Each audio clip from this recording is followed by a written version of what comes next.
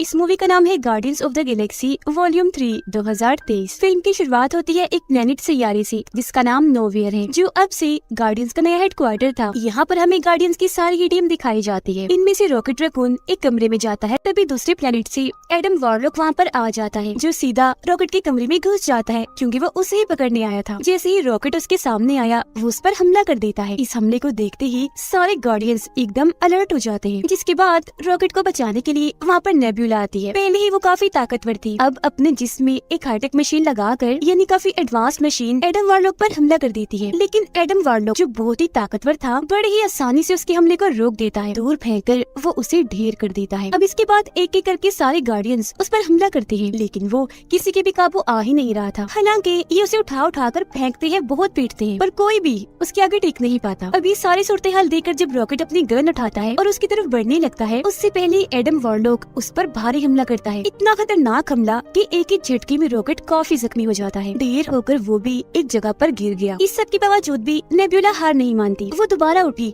अपने हाथ को तलवार बना लेती है, जिसे जाकर वो एडम वॉरलॉक के पेट में घुसा देती है, जिससे अब वो इतना जख्मी हो गया कि वहीं पर ही बेहोश हो जाता है। अब इससे पहले कि सारे गार्डियंस दोबारा से उस पर हमला करते, उससे पहले ही एडम वॉरलॉक उठता है और झट से नोवेयर से भाग जाता है। अब पीटर और उसका साथी रॉकेट के पास आते हैं, जो जख्मी हालत में वहाँ गिरा पड़ा था। उसका इलाज करने के लिए जख्मों को ठीक करने वाली एक डिवाइस वो उसके जिस्म से लगा देते हैं। लेकिन जैसे मशीन एक्टिवेट हुई, ऑन हुई, रॉकेट तड़पने लगता है। देखने से लग रहा था जैसे वो मशीन रॉकेट की जान ले रही है। ये देखकर फौरन नेब्यूला वहाँ पर भाग कर आई, पीटर से कहकर जल्दी से इस मशीन को बंद करवाती है। फिर वो रॉकेट के पूरे जिस्म को अच्छे से स्कैन करके चेक करके सबको बताती है कि असल में इसके जिस्म के अंदर बहुत सारी मशीन्स फिट की गई हैं। उन सारी मशीन्स के अंदर एक मशीन ऐसी भी है जिसे रॉकेट के दिल के पास लगाया गया है, और अगर किसी ने भी उस मशीन को निकाले बगैर रॉकेट का इलाज करने की कोशिश की तो वही मशीन रॉकेट की जान ले लेगी। और ये सब कुछ रॉकेट के साथ उस मशीन की वजह से हो रहा था, जो वो तड़प रहा था। सारे ही गार्डियंस रॉकेट को ठीक करने में लग जाते हैं, जबकि रॉकेट जो जख्मी पड़ा था, बेहोश था, उसे अपनी पुरानी यादें याद आने लगती है, यानी कि उसका माजी, गुजरा हुआ वक्त। उसकी यादों में दिखाया जाता है कि बहुत साल पहले रॉकेट एक छोटा सा रकून था, जो एक जानवर ही होता है, जो अपने जैसे बाकी रकून्स के साथ एक पिंजरे में कैद था। लेकिन एक दिन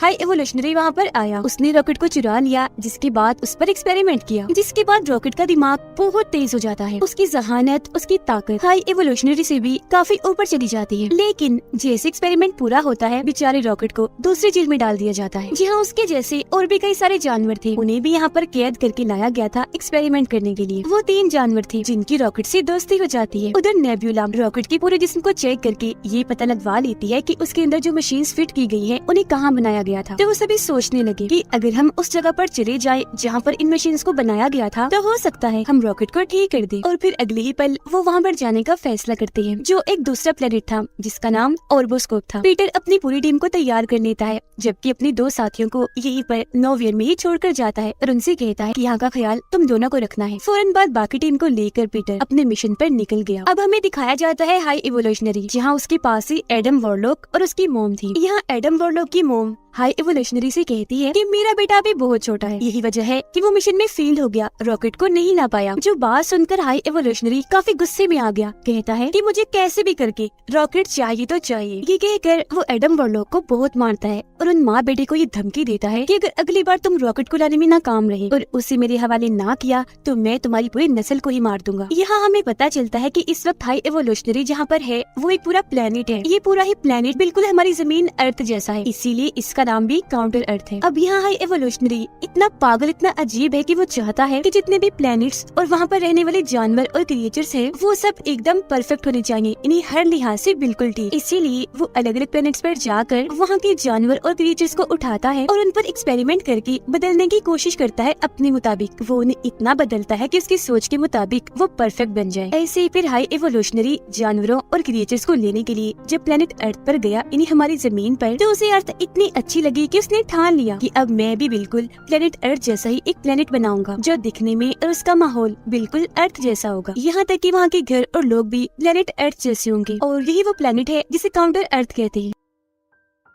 गार्डियंस की टीम अपने शिप में बैठकर ऑर्बोस्कोप के पास पहुंच गई, लेकिन इससे पहले कि वो ऑर्बोस्कोप के अंदर जाते उनकी शिप में कुछ लोग आ जाते हैं, जिनमें से एक होती है गमोरा। यहाँ ये सारे लोग पीटर क्विल और बाकियों को बताते हैं कि हमें यहाँ पर असल में नेबुला ने बुलाया है, क्योंकि उसने हमसे वादा किया है कि वो हमें 1 लाख का इनाम देगी अगर हम उनके साथ चलकर उनकी मदद करेंगे। इसीलिए अब हम भी तुम्हारे मिशन में तुम्हारा साथ देने आए हैं। अब जैसा कि मैंने आपको बताया, रॉकेट बेहोश है। उसकी यादों में माजी में दोबारा से हम देखते हैं कि हाई एवोल्यूशनरी ने अब तक जितनों पर भी एक्सपेरिमेंट किए थे उनमें से सबसे बेस्ट और परफेक्ट रॉकेट ही था, क्योंकि सबकी निस्बत रॉकेट का दिमाग बहुत तेज है। सबसे पहले हाई एवोल्यूशनरी रॉकेट को पकड़कर उसके दिमाग का टेस्ट लेता है, और जब रॉकेट उस टेस्ट को पास कर लेता है तो हाई एवोल्यूशनरी ये समझ गया कि रॉकेट सच में बहुत होशियार स्मार्ट है। जिसके बाद उसने रॉकेट को काउंटर अर्थ दिखाया, जहाँ पर रॉकेट उड़ते हुए रॉकेट को देखकर पूछता है कि ये क्या है, जिस पर हाई एवोल्यूशनरी कहता है कि ये रॉकेट है जो हमेशा हवा में उड़ता है। जिसके बाद वो रॉकेट के दिमाग को और टेस्ट करने के लिए एक लैब में लेकर आया। वो रॉकेट को वहाँ एक चेम्बर दिखाता है और उसकी आंखों के सामने चेम्बर के अंदर एक टर्टल कछुए को डालता है, और अब वो उस कछुए को बदलने की कोशिश करता है। अब वो कछुआ बदल तो जाता है, लेकिन साथ ही वो बहुत ज्यादा अग्रेसिव गुस्से वाला बन जाता है। ये दिखाते हुए हाई एवोल्यूशनरी रॉकेट को कहता है कि मैं इनको बदल तो पा रहा हूँ, वो भी बिल्कुल परफेक्ट, लेकिन मुझे एक बात की समझ नहीं आ रही कि बदलने के बाद ये इतने गुस्से वाले अग्रेसिव क्यों हो जाते हैं, जबकि मैं तो इनको बिल्कुल शांत बनाना चाहता हूँ। ये सुनकर रॉकेट उस चेम्बर मशीन को देखते हुए हाई एवोल्यूशनरी को बताता है कि इस मशीन में एक गड़बड़ है, एक खराबी है। जब चेम्बर मशीन में डालकर उन सबको बदला जाता है तो उनके बदलने के साथ साथ उनके दिमाग का एक केमिकल भी बदल जाता है, और वही वजह है इन सबके अग्रेसिव गुस्सैल होने का। तो अगर आप उस केमिकल को ही बदलने से रोक लेंगे तो ये सब बिल्कुल शांत हो जाएंगे जैसे आप चाहते हैं। रॉकेट की बात सुनकर हाई एवोल्यूशनरी बिल्कुल ऐसे ही करता है, और हैरत, ऐसा करने पर उसको पॉजिटिव रिजल्ट ही मिलता है। मतलब जैसा उन्होंने सोचा था वैसा ही होता है। हाई एवोल्यूशनरी ये देखकर काफी चौंक भी गया और खुश भी हो गया कि अब मैं अपने एक्सपेरिमेंट में कामयाब हो गया हूँ। हाई एवोल्यूशनरी इतना खुश था कि वो अपने साथियों को कहता है कि मुझे अपने इस प्रोजेक्ट रॉकेट का दिमाग चाहिए, ये बहुत ही स्मार्ट है, बहुत ही ज़हीन है। सच में उसके पास ऐसा दिमाग है जो मेरे पास भी नहीं। साथ ही हाई एवोल्यूशनरी को इस बात से भी गुस्सा था कि ये रॉकेट रकून मेरा ही सब्जेक्ट है, अपने एक्सपेरिमेंट के जरिए इसको मैंने ही ऐसा बनाया है, तो फिर ये मुझसे ज़हीन, मुझसे आगे कैसे हो सकता है। हालांकि ये तो छोटा सा क्रिएचर है, लेकिन फिर भी वो अपने साथियों को कहता है कि कल सुबह होते ही तुम इसको मार देना, इसका दिमाग निकाल कर मुझे दे देना, मैं इसके दिमाग पर एक्सपेरिमेंट करूंगा और ये पता लगवाऊंगा कि आखिर वो इतना क्रिएटिव कैसे सोच सकता है, और फिर उसकी मदद से मैं एक नई दुनिया बनाऊंगा जहाँ सिर्फ मैं उन्हीं क्रिएचर्स को रखूंगा जो हर लिहाज से पूरी तरह परफेक्ट होंगे, बिल्कुल मेरे मुताबिक। और हाँ,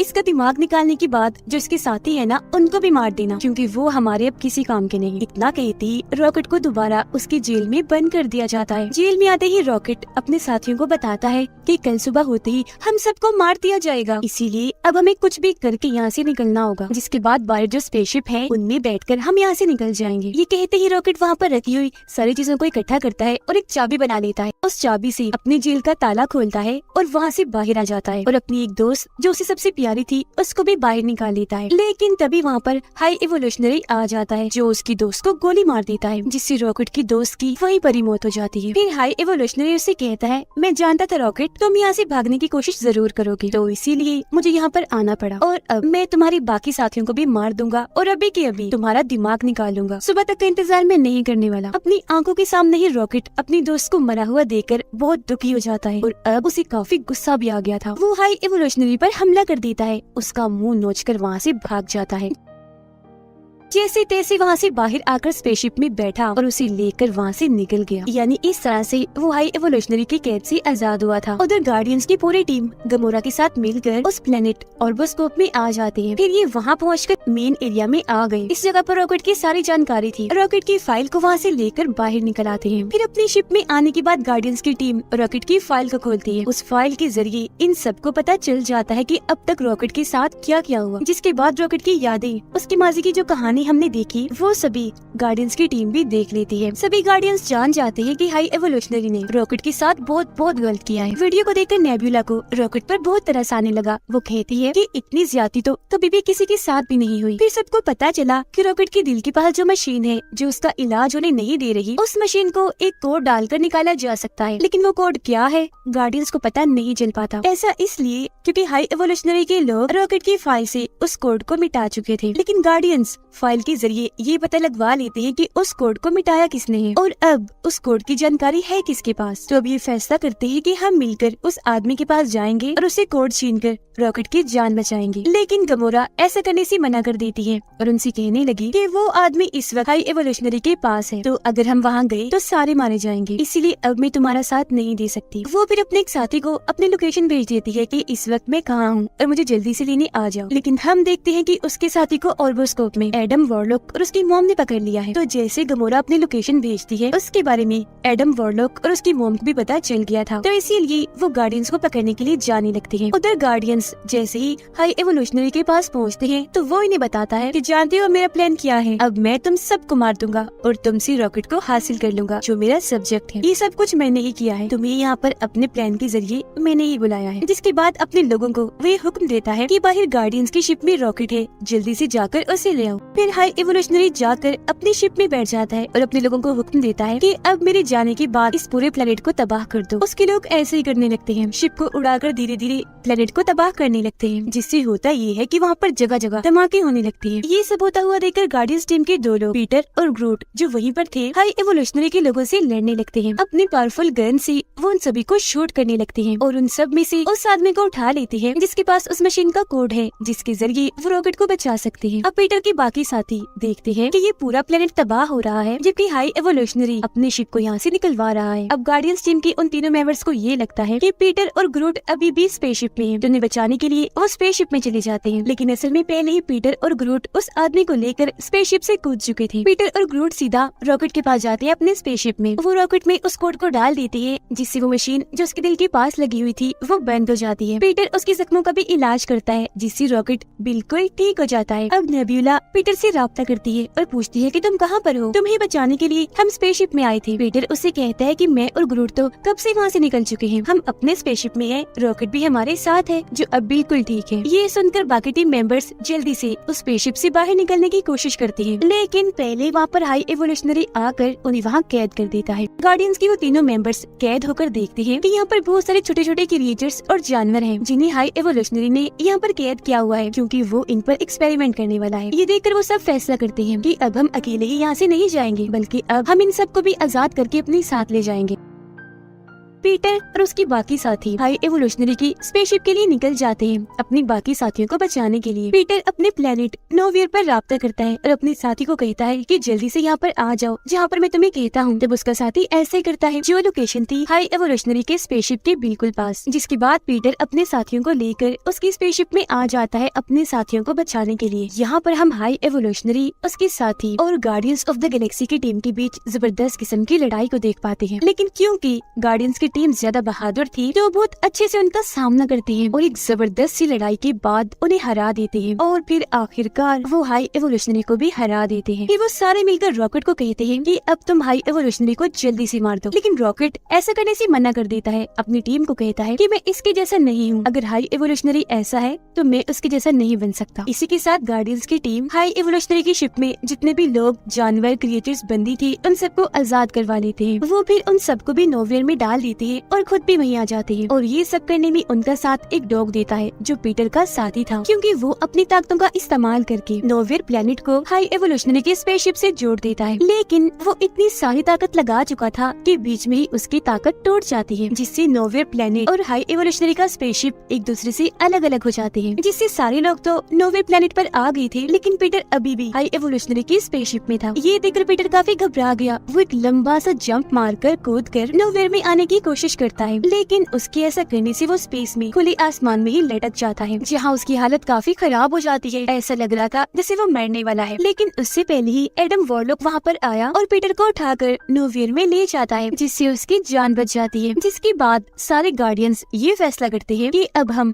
इन सभी जानवर, क्रिएचर्स और इंसानों को लेकर एक नई दुनिया बनाएंगे, जहाँ वो उन सबको एक अच्छी जिंदगी देंगे और उन सबको वो बनने देंगे जो उनकी ख्वाहिश है। अब पीटर रॉकेट को guardians of the Galaxy team का लीडर बनाकर अपने साथियों को कहता है कि मैं बचपन से ही स्पेस में हूँ, इन्हीं दूसरे प्लेनेट पर, इतने अरसे से अपनी फैमिली से दूर, लेकिन अभी भी जमीन पर मेरे नाना जी जिंदा होंगे, मुझे उनसे मिलने जाना है। तो कुछ टाइम के लिए मैं अपने काम से ब्रेक ले रहा हूँ। जिसके बाद गमोरा और पीटर की एक और साथी अपने अपने सफर पर निकल जाती है, क्योंकि उन दोनों को भी वो करने की ख्वाहिश थी जो वो खुद करना चाहती है। अब उनके बाद जितने भी लोग बचते हैं उन सबको एक करके रॉकेट एक टीम बनाता है, जिनकी अब इस नई टीम के अंदर एडम वॉरलॉक भी होता है, क्योंकि वो सुधर गया था। पीटर जमीन पर आ गया था, जहाँ आकर वो अपने नाना जी से मिलता है। वो भी उसे देखकर बहुत खुश हो जाते हैं। नोवेयर में गार्डियंस ऑफ द गैलेक्सी का एक मेंबर डांस कर रहा होता है। उसे देखकर वहाँ पर जो बच्चे थे वो भी डांस करने लगते हैं, और उनको देखकर गार्डियंस ऑफ द गैलेक्सी की बाकी टीम भी नाचने लगती है, क्योंकि उन्हें अपनी ये जिंदगी बहुत पसंद आ रही थी। अब वो बहुत खुश थे। और इसी के साथ ये शानदार मूवी इधर ही खत्म हो जाती है।